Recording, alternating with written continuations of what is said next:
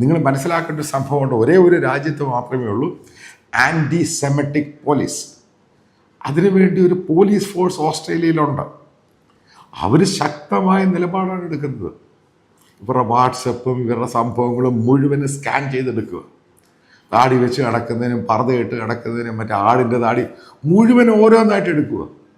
കാരണം ഇവർക്കിവരെ വേണ്ട, മതിയായി, ഇനഫ് ഈസ് ഇനഫ്. കാരണം ഒന്നില്ലെങ്കിൽ മാറണം, അല്ലെങ്കിൽ പൊയ്ക്കണം. അതായത് ഞാൻ വീണ്ടും ആവർത്തിക്കുകയാണ്, മുസ്ലിം എന്ന സംഭവം ലോകത്തിൻ്റെ പൊതുശത്രുവായി മാറി. അതിൻ്റെ കാരണം മുസ്ലിം കമ്മ്യൂണിറ്റിയുടെ ചില ആൾക്കാരോ കൂടുതൽ ആൾക്കാരോ ചില ആളുകൾ ഈ ഹമാസിനെയും തീവ്രവാദത്തെയും പിന്തുണച്ചു കഴിഞ്ഞപ്പോൾ അതിനെ എതിർക്കാൻ ഒരു വിഭാഗം നല്ല ഇത് പോസിറ്റീവായിട്ട് തിങ്ക് ചെയ്യുന്ന മുസ്ലിം വിഭാഗക്കാരില്ലാതായിപ്പോയി. അതാണ് അതിൻ്റെ ഈ പ്രത്യാഘാതം ഇത്ര രൂക്ഷമായിട്ട് പോകുന്നത്. ഇത് ലോകം മുഴുവനും പ്രതിഫലിക്കും. ഞാൻ വെറുതെ പറയുന്നതല്ല.